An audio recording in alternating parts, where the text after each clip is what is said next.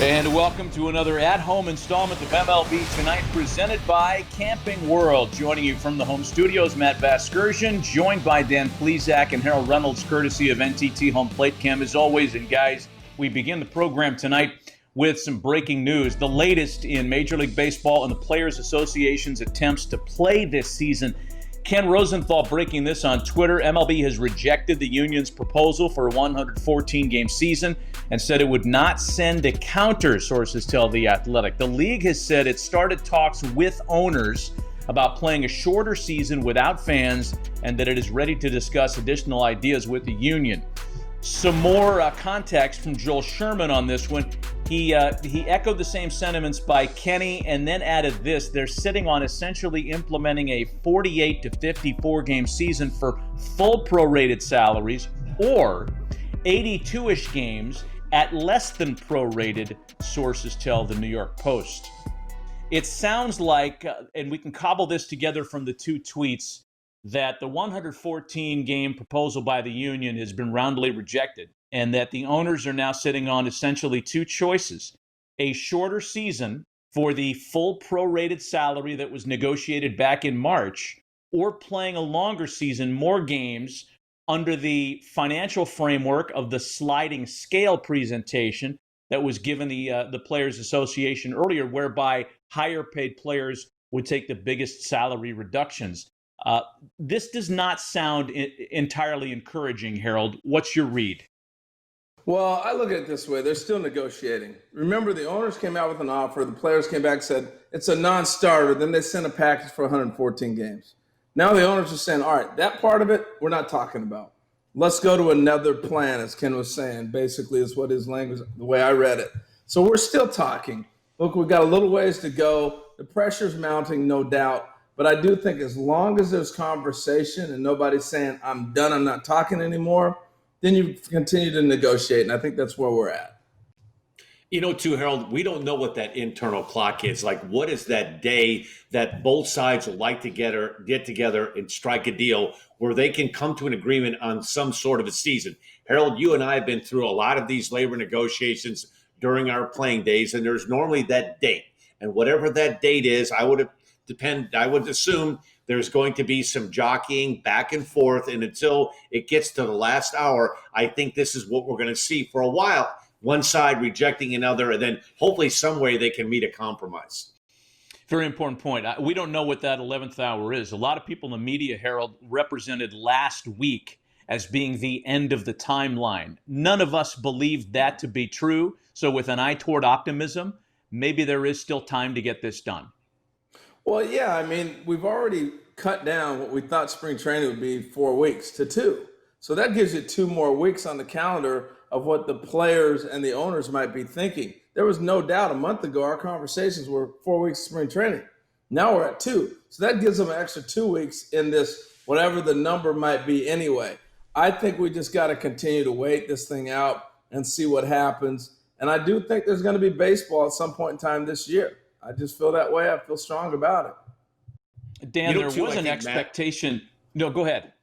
I think there's going to be some pressure too, Matt. We were talking earlier that, with the other leagues, it sounds like the NBA is right around the corner from rejoining their season. We've seen that the soccer is about to start up again. So, I find it really hard to believe that two sides can't get together, particularly when there's going to be pressure that there's going to be other sports that have figured out a way how to do this. And I think baseball would be missing the ball entirely if they let this opportunity get away.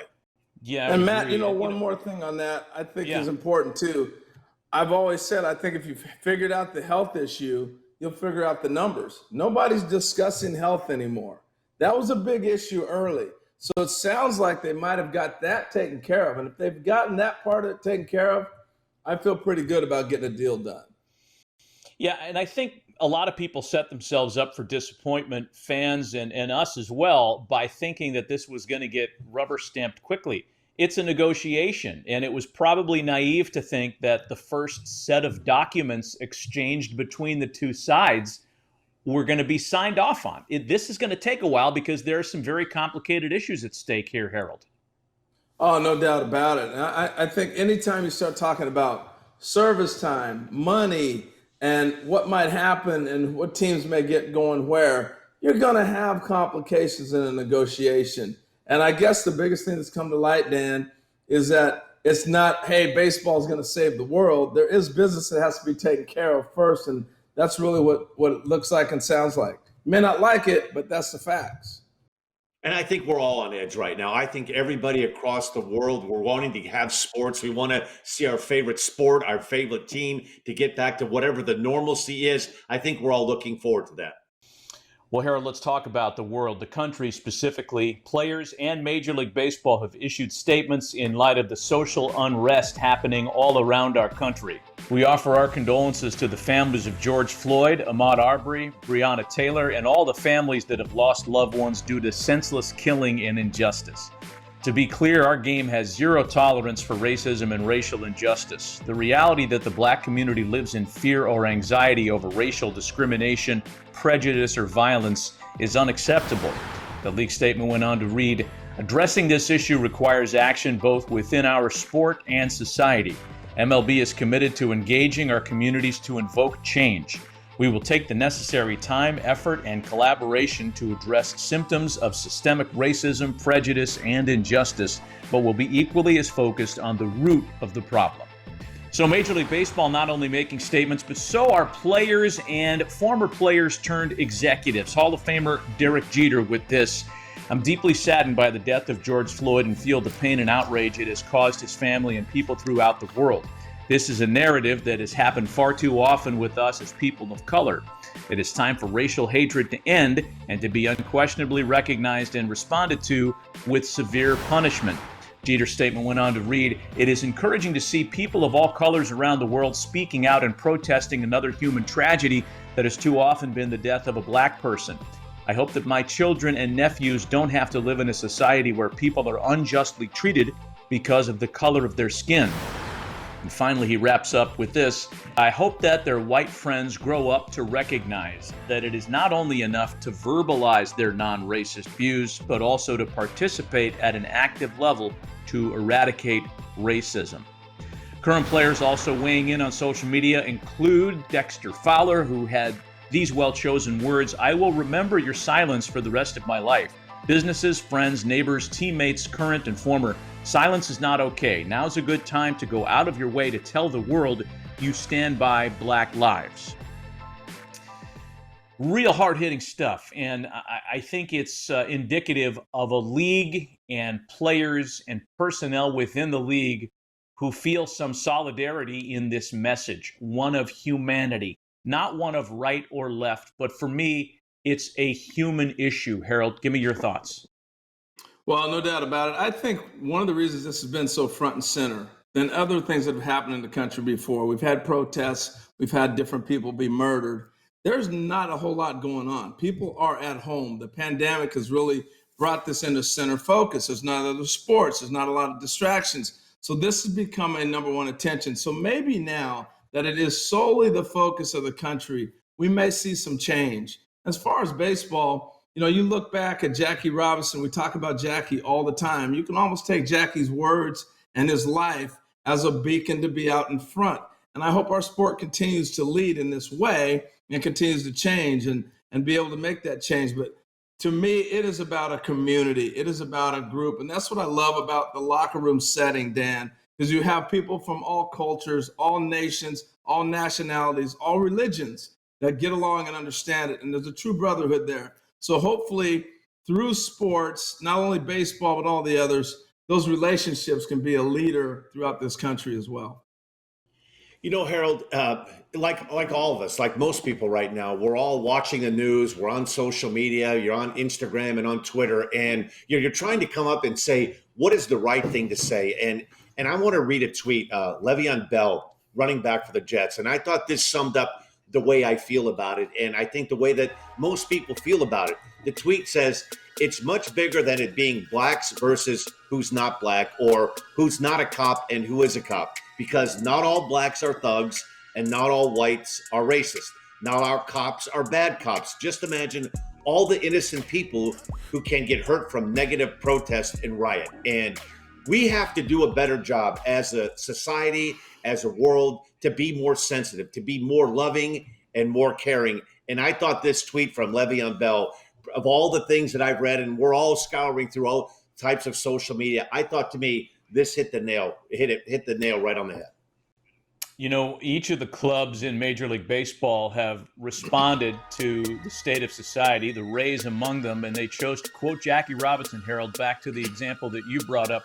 Life is not a spectator sport. If you're going to spend your whole life in the grandstand just watching what goes on, in my opinion, you're wasting your life. While our hearts may be broken, we aren't giving up. And the Rays, by the way, have committed $100,000 per year to support causes in the fight against systemic racism. Let's take a break. When we come back, it's back to the June draft. We'll visit with a former Major League star who remembers well what it was like to be chosen in the first round. Conversation with Tino Martinez next. MLB Tonight is presented by Camping World, making RVing fun and easy since 1966. Visit campingworld.com today. And now Tino Martinez, who has a chance to erase a lot of bad memories in the postseason at the plate. He bats with a bases-loaded 2 out in a tie game 7th inning. Just missing to run the count full, 3-2. Martinez down the right field line. Grand slam. The grand slam by Tino Martinez as he breaks through. A night of redemption here in Game 1. Oh, if not the signature moment in the career of Tino Martinez, then certainly very close. One of many. Hey, Thursday on MLB Network, some notable games with some notable Major League stars. Randy Johnson's 300th win at 8 a.m., not as a Yankee or a Diamondback or a Mariner, but as a San Francisco Giant. 10 a.m., Albert Pujols delivers a walk-off homer in a Cubs-Cardinals classic. At noon on Thursday, you can watch that entire game. Game 1 of the '98 World Series triumph that the Yankees had over the San Diego Padres. Another World Series classic. Game 1, Cardinals-Red Sox from 2004 at 3 p.m. It's enough about Cardinals-Red Sox. Let's get back to that Padres-Yankees game and welcome in the man who struck that mighty blow, Tino Martinez, who joins us on MLB Tonight. Tino, thanks for the time. I mean, that's got to be the signature moment, right? I know you had a lot of them in your 16 years in the big leagues, but if you could pick only one, is that it? Yeah, that would be it for sure. Fortunately, we are able to play in quite a few World Series in New York, so winning the World Series in '96 was obviously the greatest moment of my career at that time. Actually hit a grand slam in the home run to put your team ahead and get yourself up to a 1-0 lead in the World Series games was a moment I'll never forget. But to do it in Yankee Stadium and to feel the crowd and the noise level was crazy and something I'll never forget as well. You know, Tino, the fish get bigger. Everything seems bigger, the longer you get away from the game. But watching that clip, just the excitement of that old ballpark in Yankee Stadium, I don't think I've ever been in a more intimidating ballpark ever in my career. What are your thoughts on the old stadium? I feel the same way you do, Dan. You know, when I played for the Seattle Mariners in 1995, we were able to play the Yankees in the ALDS that year. And games 1 and 2 were in Yankee Stadium. And they won both games in extra innings where Jim Layers hit a walk-off home run like in the 12th inning. Mattingly hit a home run like in one of the games. And the noise level for those 2 games in 1995 were like something I never heard in my life. I mean, it was crazy and intense and so much fun to be a part of that. And then to become a Yankee years after that, to experience it as a home team player, it was like that all the time, especially in the postseason. Hey, Tino, let's go back to the beginning of your career. We're a week away from the June draft, and for you, coming out as a first rounder in '88, you had been drafted once previously as a pretty high choice, correct me if I'm wrong, 3rd round by the Red Sox earlier in your career. Yes. Talk about the decision not to sign then, and then coming out in the first round a few years later. Well, my parents were really big on education, and I got drafted in the 3rd round that year, and I wanted to sign so bad. I was a young senior in high school. I was 17 years old that June when I got drafted, and they told me that I wasn't ready, and if I go to college and play 3 years in college, I'll be a better player, and I'll still have a chance to make the big leagues. But at that moment, it was a real hard decision, and basically they made it for me. I wanted to sign, and they kept forcing me, you got to go to college, and the scouts know where you're at. They know you're a good player, and if you're still good enough in 3 years, then you'll have another shot at it. Tino, were you surprised it was by the Seattle Mariners when he went in the first round? I am. Back then the teams would come see you, they'd work you out and stuff, and every team came and talked to me about, if you're still available, the 9th pick will take you, the 10th pick, the Cubs will take you, whatever it was. And you don't really know what's going on back then, especially we didn't have the internet either. So it was like you sit at home. I had my family there, my college teammates were there, and you just wait for the phone to ring. And sometimes it rings, it's one of your buddies messing around, just wanting to call you. But when I did get the call from the Seattle Mariners, I was surprised because I hadn't heard from them at all. I didn't know much about the organization back then. I knew Ken Griffey Jr. was coming up, but it was a great opportunity for me looking back because the team was struggling at the time, and the better you played in the minor leagues and A-ball and Double-A and Triple-A, you had a faster route to the big leagues if you performed. Whereas I got drafted by the New York Yankees per se, with Don Mattingly there, I would have probably sat in the minor leagues for 4 or 5 years before I got a shot. So it was a great opportunity for me, and I loved playing for the organization. Seattle's a great town, and it was a lot of fun. So you must have, at least on a couple of occasions, gone through the exercise in your head. What if I had come out with the Red Sox, right? I would have sat behind Mo Vaughn. Did you go through that and think about playing your home games at Fenway?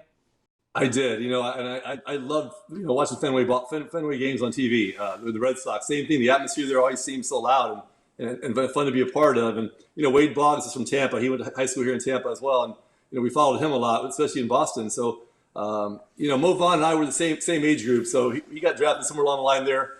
I always thought that. I thought, where would I be right now? My freshman year in college or sophomore year in college, could I be in Double-A already, maybe Triple-A? It always crossed my mind though, and I'm just fortunate. I stayed healthy and was able to, play a long time for the Seattle Mariners and the Yankees and everybody else. But I always look back to thinking about what would have been. Tino, every guy that gets drafted, their original team, the Mariners, when you were traded to the Yankees, what was your initial feeling when you found out about the trade? I was shocked. I mean, it was 1995. We had just won the division for the first time in Mariners history, and we beat the Yankees in the playoffs, and we lost to the Indians that year in a pretty good series. We were very close to going to the World Series that year. So, and I hit 30 home runs that year. It was kind of a breakout year for me.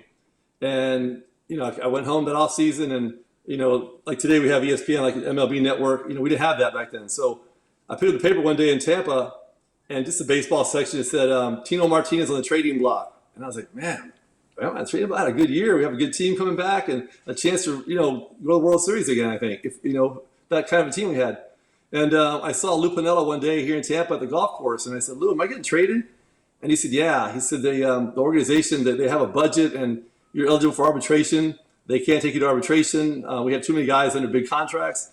And I said, oh, wow. I said, where am I going to go? He says, well, it's either going to be the New York Yankees, the Chicago Cubs, or the San Diego Padres. And he says, where do you want to go? And I said, Lou, I'd love to play in New York. I said, I love hitting there. I love the stadium. It's a great place for me to play, whatever. He said, all right, I'll make it happen. So fortunately for me, I skipped part of the story there. Lou and my parents went to high school and college together, so I've known Lou my whole life. And he made it happen. He said he had better offers from the other teams, but he wanted me to go to New York and play there, and it was just a great thing for me. Boy, nothing beats having a good, solid family connection, right? To call your shots where you're going to get traded. Hey, I want to end with the draft again, Tino, because we're right around the corner. And I know you've worked with a lot of young players since you retired in a teaching and a coaching capacity. What would you tell a young player, high school or college kid, who might be kind of down in the dumps over the fact that the draft has been cut off at 5 rounds this year? How would you advise a young player like that today? I would tell, especially the college kids who are, high school kids have a shot to go to college and play some ball there. But the kids out of college that when we get drafted, just keep working out. Keep working out, keep practicing as long as you can with different coaches and stuff. And as the year goes on, and then this coming off season, going into next year, there'll be many more opportunities. There'll be many more jobs open in the minor leagues coming up to get yourself a chance. So I wouldn't give up at all. I mean, just keep working. And there are going to be scouts out there that are going to be looking for you guys and see what y'all are doing, how you're performing, how you're working out, you're staying in shape, and they may be on the radar. You didn't get drafted because it was too far down the line, but they know you're out there. Stay positive and just work through it. I'm sure there's a lot of young players watching us tonight who appreciate hearing from that, hearing of that from somebody like you. And we appreciate your time, Tino. Good to see you, man, and thanks for the visit. My pleasure. Thank you, guys. We're going to take a break. When we come back, from the story of one first rounder to another. And this one overcame many an obstacle to reach big league superstardom. Next.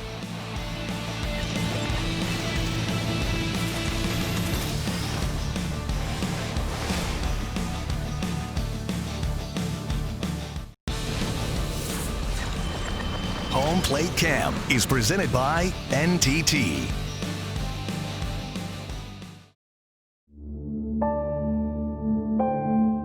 The first newspaper article that was ever written about me, I was 12 years old. I was quoted in it, and I said, "I look at major leaguers and wish it was me." And my mom kept that article. She told me it's because of the improbability of that quote, of "I look at major leaguers and wish it was me." And so my memory of draft day in 1988 was that there was an opportunity to try to make that dream come true. Jim Abbott goes the distance and picks up the victory.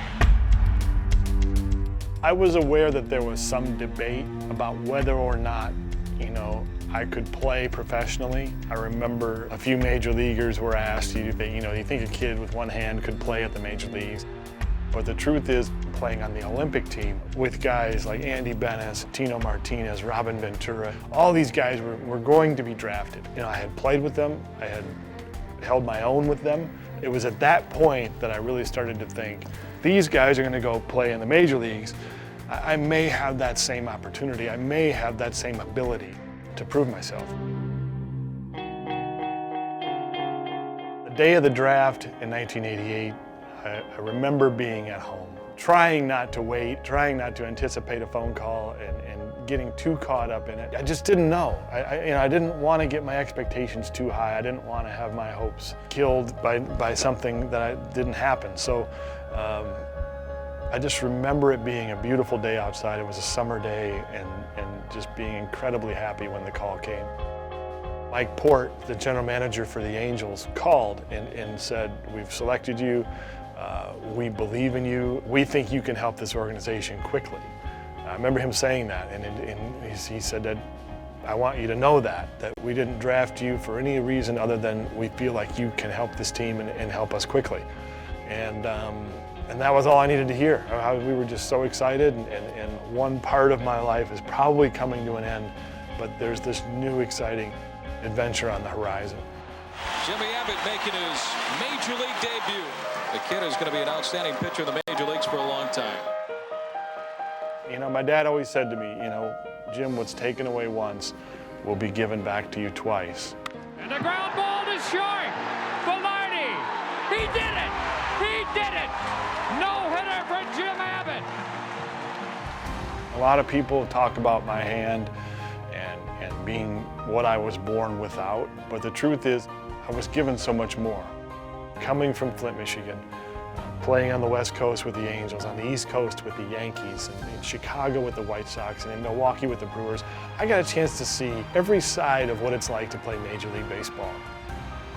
It was incredible, and amazing things can happen. I really feel like I can tell people honestly, don't ever limit yourself. Amazing things can happen. You never know what's next. As good a guy as he was a fierce competitor, the career of Jim Abbott, in my estimation, one that spanned 10 seasons in the big leagues, is one of the most under-celebrated stories in our game's history. For me, Harold, Dan, you can't talk about Jim Abbott and the obstacles that he overcame enough. One of the greatest stories of our generation, or any, in baseball history, Dan. Matt, having played in that era, and I remember watching him and seeing him the first time in person, being amazed at how he was able to throw the pitch and get the glove onto his hand to be able to defend himself. And there was always this concern would he be able to defend himself on a ball hit back up the middle or a ball hit back at him? And one thing that nobody ever doubted He had a really good arm. He had a really clean delivery, a good breaking ball. And after about an inning or two of watching that, you started to say, you know what? You forgot about the disability that he had, and you started to marvel at, this guy is a terrific pitcher. And I agree with you, Matt. He had a terrific career and doesn't get enough credit for being as good of a pitcher as he was. You know, guys, I was the first guy to face him in the big leagues.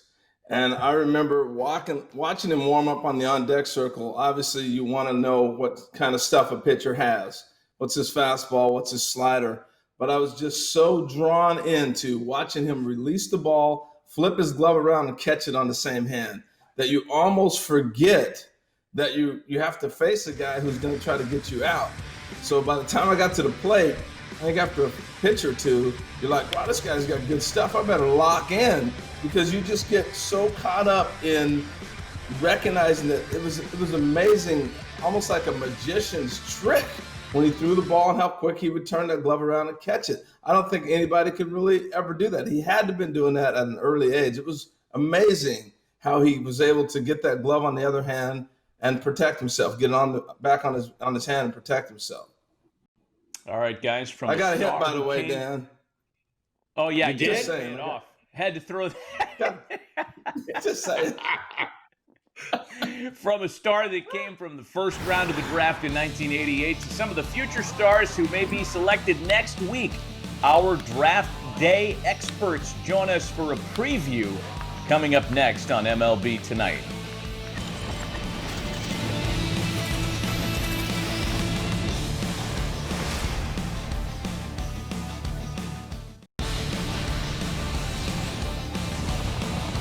Welcome back to MLB Tonight, presented by Camping World. The Baltimore Orioles select Adley Rutschman, a catcher from Oregon State University. Adley Rutschman is an extremely polished player. He'll move through the system quickly and help the club as soon as 2021. And that ball is gone. And that's why they call him Clutchman. Adley making a great name for himself. Great swing by Adley Rutschman. Usually you're projecting on the defense with the catcher. His defensive skills are already there. Orioles fans, get to know the name. Well, Baltimore chose Adley Rutschman 1-1. Last year, Spencer Torkelson, a big power-hitting first baseman out of Arizona State, expected to go 1-1 in 2020. It's the Orioles that have the second overall pick this year. As you look at that top 10 prospect list, notice some themes. Only one high school player on it. For more on next week's June draft, let's check in with Greg Amsinger. Matt, thank you. Busy here in Studio 21, getting ready for the 2020 MLB Draft. Two guys that will join me, Jonathan Mayo and Jim Callis of MLB Pipeline. They put together this top 100 list. And unlike years past, do you guys mind if we just cut to the chase and talk about the guy that we're expecting to be number one in this draft? And that is Spencer Torkelson of Arizona State. Jim Callis, I'll start with you. Tell me why he is the consensus number one guy. It's because the bat is that special. I mean, he is a first baseman. Maybe a chance he plays third or left field, but it doesn't matter where he plays. The bat is that good. When you combine the power that he has in both fields, the hitting ability and plate discipline, I really think he's the best offensive prospect come out of the draft since Mark Teixeira in 2001. And it's really saying something, Jonathan, that he would be a number one overall pick, considering a right-handed hitting first baseman's never been the number one pick. So tell us why he has separated himself so dramatically from the rest of the pack. Yeah, I had to always check to make sure there were no other right-handed first basemen taken, because that's hard to believe. It's really, as Jim said, the bat is so special. Sometimes you have guys who can hit. Sometimes you guys have guys who have really great raw power. He has both of those things. Such an advanced approach to the plate. He never gets himself out. I think he would have drawn over 100 walks this spring had there been a full season. He can hit the ball to all fields. He really can do everything offensively. And he's more athletic than people give him credit for. I think you could put him in left field if, say, there was someone at first base, and he'd be just fine. And it's not going to take him very long at all to get to the big leagues. All right, Matt, as I throw it back to you, you heard it here first. We're expecting a slam dunk number one pick in the 2020 MLB Draft, Spencer Torkelson. Let's go back to you. All right, Greg, thanks. And yeah, we're ramping up our draft coverage immediately on MLB Network, starting Thursday at 6 Eastern with a 100 Draft Prospects Show. MLB Tonight Draft Spotlight the following night. And then the MLB Tonight Draft Preview Weekend presented by T-Mobile breaks down the class by position. It'll wrap up Tuesday at 7 Eastern with the MLB Draft Front Office Focus presented by Cone Resnick. And, of course, the draft itself next week starting on June 10th right here on MLB Network. Harold, I want to go to you on this because you not only played a long time in the big leagues, but you were drafted a couple of times before you put on a uniform. Mm-hmm. Yeah, and I think, the sad part of this spring, the fun part of the journey is the workouts, getting a chance to visit with teams and have different scouts come work you out. I remember in high school, Rich Slanker, the Padres scout, had came to Corvallis at the high school, hitting me ground balls, throwing, and he was the first guy that said, hey, can you take some swings left-handed? And I went, left-handed? I never hit left-handed ever in a game, but I did in wiffle ball in the backyard. So I said, sure, no problem. And that was the beginning of people starting to think I could possibly switch hit. So those are the things that come out of those workouts that I think a lot of the stories that the kids later in life get to share. That was a cool one for me. Dan, what about you on draft day? I was kind of nerve-wracking, Harold. I, like you, I was drafted out of high school with the St. Louis Cardinals. I was a 42nd player taken in the draft, rolled the dice. Basketball was more my thing in high school, and I had accepted a full scholarship at NC State to play basketball. And literally didn't pitch till my senior year in high school, and things happened so fast. I was drafted by St. Louis. I wasn't even sure I really liked baseball, loved baseball. Went and rolled the dice, went to NC State, and I was drafted with the 26th pick in the 1983 draft with the Milwaukee Brewers. But there were a lot of times those 3 years when I was at NC State, if I wondered maybe if I should have signed out of high school. There's the threat of injury, but I really believe for me, I don't think I would have played in the big leagues had I signed out of high school. I needed to get away, learn how to take care of myself, make my own bed, have some responsibilities. Quite frankly, I tip of the cap to the high school seniors that get into professional baseball because it's a different game than that game that's played in college. So for me, I was better suited taking the college route. Selling yourself short, as per usual, please, Zach. You had $1 million arm coming out of school. And we know because we see the scouting reports now. So the Cincinnati Reds, I believe, is this Cam Bonifay, the scouting supervisor? That's Cam Bonifay. That is. Yeah. That is. The GM of the Pirates has had a long, distinguished career in baseball. That was his scouting report and his observation period. I mean, I'm not going to tell you I'm totally familiar with all the numbers. Is accuracy F+? Does that sound as bad as it is? F+? Probably. I will say this, Matt. The difference in college baseball in 2020 than when I was there, I was as raw as could be, Matt. So those were probably my high school transcripts from math, English, and history, the Fs. I think I repeated 8th grade 4 or 5 times. I was actually 26 when Milwaukee drafted me in the first round, Matt. I'm sure somebody is going to correct us on our judging of the scale. I'm not sure if that was A through F and if F+ is in fact as bad as it sounds, or if there was something, maybe F was fast. I don't know. No, Matt, it was bad. It was bad. Well, I'm not sure. And F is an F. I'm not sure to this day that some of those life lessons you learned at NC State, like making your bed, actually stuck. But back then, Dan Plesac, you were in fact a prospect. According to the Chicago Tribune, Plesac is also big at 6'5", 215, curly brown hair, green eyes, bears a facial resemblance to Tom Cruise, the new Hollywood matinee idol. But unlike Cruise, Plesac would rather pitch baseballs than woo. Wow. Matt, is that real? That was real. That was from the Chicago Tribune. Matt, I don't know. You need to be an investigative reporter. I see exactly what the Tribune saw in 1987. Oh, there it is. Man, I'm Proof's telling in the you. pudding. It could have been you running around in your socks. Right? I could have been Top Gun. Right? That's right. Instead, I'm sitting doing TV with you guys in New Jersey. Oh man. Exactly. That's why you were suited for Mission Impossible. You're at 10 feet, Maverick. That's what we're doing now. All right, let's take a break. When we come back from one matinee idol to another, Sean Casey sits down with a former teammate to talk about some youth players that might be on the radar sooner rather than later as we lead up to next week's draft. Next. MLB Tonight is presented by Camping World, making RVing fun and easy since 1966. Visit campingworld.com today.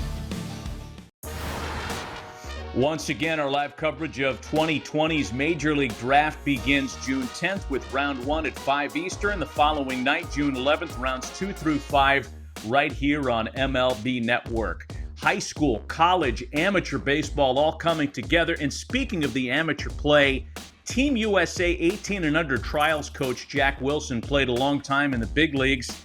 He visited with our Sean Casey recently. All right, thanks, Matty. Appreciate it, man. With the draft coming up, I'm excited. I know we're all excited. And, man, I got one of the best teammates I ever had, probably one of the best shortstops the game's ever seen, my man Jack Wilson out there in California. Jack, how you doing, my man?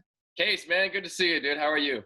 Good to see you too, brother. And, we were talking back and forth, and I think the great thing is as we've gotten older now, our kids are growing up, and we've had a chance to see them grow up and see some of the people they've played against and coach them and see some of the better players in the country. And you yourself have really had that experience being out there in California, seeing some of the best players in the draft, playing against your son, but also coaching some of these guys, in the blue-red game with the 18U team for the Team USA and stuff. So, man, I'd love to have your take on some of the guys that you've seen here in the draft and what you think about your experience with these guys. Yeah, I mean, just start off, Case. It's amazing how talented these kids are at such a young age. I think that's the first thing that comes to my mind. Growing, as my son was getting older and we were doing the travel circuit and playing with travel ball and where some of these guys that were at the trials were part of our team.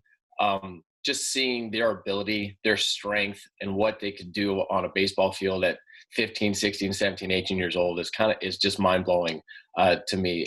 Going to trials and being with the best high school players in the nation and throwing them BP and hitting them fungos, I was in awe. I was really shocked on how good these guys were, how dedicated they were to being the best baseball players they could be. And, it was fun to sit there and watch the future of our game just right in front of me. And, a lot of these guys, especially the guys we'll talk about today, we're going to see on MLB Network quite a bit in the future. Dude, well, let's talk about some of those guys. Cause I agree with you, man. I got a chance at the Under Armour All-American game to see a bunch of these guys. And I was like, these kids are 17, 18 years old. Like, are you kidding me? Like, the talent's unbelievable. But the first guy I wanted to talk about, who I think is going to be one of the best hitters in the draft, one of the best players, one of the top picks, is Pete Crow Armstrong. What did you see from him, getting a chance to hang out with him and what he's going to bring to the game in the draft? Man, I'll tell you what, this guy's the limit for this kid. So I've had the unfortunate part of the game to be opposite him since he was 12. He's here, and we've played against him and had absolute battles for years, and I could never get the guy out. Whatever we threw with whatever pitch, it didn't matter. Could never get the guy out. He was just one of those guys you just hated to go against. And then I finally had the chance to work with him at the trials. Played against him in high school too, and he beat us then. But to get to him, and the reason why I think he's like kind of my number one in this group on what he's going to be, is he's crazy intelligent. He asks questions about at-bats, about sitting on certain pitches and certain counts after he would have an at-bat with a guy. And to me, that's kind of the X factor. We have our 5 tools that we talk about in this game, but that 6th tool, that ability to use his brain and the conversations that we had over the course of that week with a 17-year-old kid was conversations I was having with young guys in the big leagues when they got up there. It was quite remarkable. And that's when, for me, that's what set me off with why I thought Pete Crow was going to be the guy, the number 1 ranked guy for me going into this draft and what he was going to become. He reminds me a lot of Andrew McCutcheon and how he was out of high school. Wow. That's high praise. I love his bat to ball. I love his tough at bats and what he brings, no doubt. Let's go a little bit to to another guy that you've been with and that you've seen a lot, Lucas Gordon, man. Like, what do you see from this guy? Lucas is a bulldog. I'm the opposite of Pete. I've actually got to coach and have Lucas on my team, which is fantastic because you need to win a game. You got a great team that you're going to play against in a big tournament. Just give the ball to Lucas and just kind of watch him do his thing. Funny story about Lucas, and kind of this is what tells you kind of who he is. He had a rough day everything was off. He kind of had the B game that day and everything was off, and he was under a pitch count. So we get it out of the third inning. It was like a walk, a couple bloops, and it was base loaded, nobody out in a close game. And I go to get him because his pitch count's up. And he's 16 years old this time. And he looks at me and he goes, "No, I'm not leaving my team with bases loaded, nobody out. I'll take care of it." I'm like, "Dude, bro, pitch count, your dad." He's like, "I'll take care of it." And 10 pitches later, he struck out the side. So I was like, all right, good for you, Lucas. I'm glad you can do that with your B game. But that's him. He's a bulldog. He's Gio Gonzalez to me. Electric stuff and just that mentality. He can lead a staff. People follow him. He's infectious. And guys like that succeed in this game. And I think he's going to be a big league left-handed pitcher that can anchor a staff. Oh, man, it's great stuff, Jack. It's great to hear your perspective, knowing these guys and seeing how many good players there are. I think Austin Hendricks, too, with the big power. I'm from Pittsburgh. I've seen him, got a chance to coach him. A lot of other great players. But, dude, thanks for joining us, man. Really great to see you, brother. And, too, hope you get to see you down the road at some point. But I appreciate your insight, man. Yeah, anytime. Stay safe, man. All right, man. You got it, brother. Hey, Matty, back to you in your house and whatever you're doing, my man. Thanks, Sean. When we come back, it's the 3-year anniversary of a milestone for Albert Pujols. We'll look back on it and discuss next on MLB Tonight.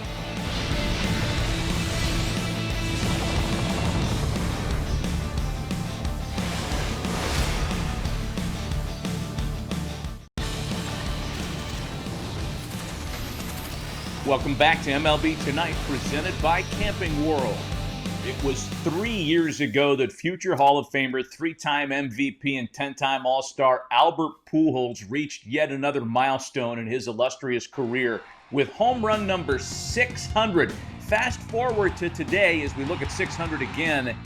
And when the season finally resumes, he will begin it only 4 shy of Willie Mays for number 5 on the all-time list, Harold. It's been a remarkable career. His standard was so high in St. Louis when he went to Anaheim. You look at the time in Anaheim almost as if he'd failed, but you look at the numbers. He's averaged 26 home runs, 93 RBIs in the 8 seasons he's been there as he heads into the 9th season in Anaheim. It's been pretty amazing what he's been able to do. They just haven't won yet. I hope the Angels get to the playoffs and get a chance to make that sprint through. But it's been incredible the years he's been able to put together now. Harold, you touched on it. And one of the things, I guess, that has irked me the last 4 or 5 years is he's kind of been the whooping boy for this new analytics age, right? There are some saying that, that he's a bad player. He's a run producer. He doesn't run as well as he used to. And there was a time he was as good as anybody defensively at first base. But as you touched on, Harold, he hits the ball all in the ballpark. He drives in runs, and the guy can still hit. I'd like to see him be healthy and have a couple of more really good seasons. He's been a terrific player with the Cardinals and a good player for the Angels also. So 4 home runs away from Mays for 5th all-time, 42 home runs away from Alex Rodriguez for 4th on the all-time list. Could we dream of him catching Babe Ruth with 60-ish homers left in the tank? Harold, is that a possibility for you? Oh, no doubt about it. I mean, he's got 2 more seasons to play. Obviously, this year is going to hurt him, playing maybe a half a season if we get back on the field at all. But, yeah, that's within reach. I think so. I think it is, Matt. I think he's going to – if one thing is crazy as this baseball season or anticipated one, maybe this rest coming out of spring training might help a guy like Albert Pujols. All right, that's going to do it for us, fellas. Draft coming up next week. We're all getting excited for that. We'll see you next on MLB Tonight on Friday. Thanks for watching. Take care of one another. Draft coming up next week. See you then.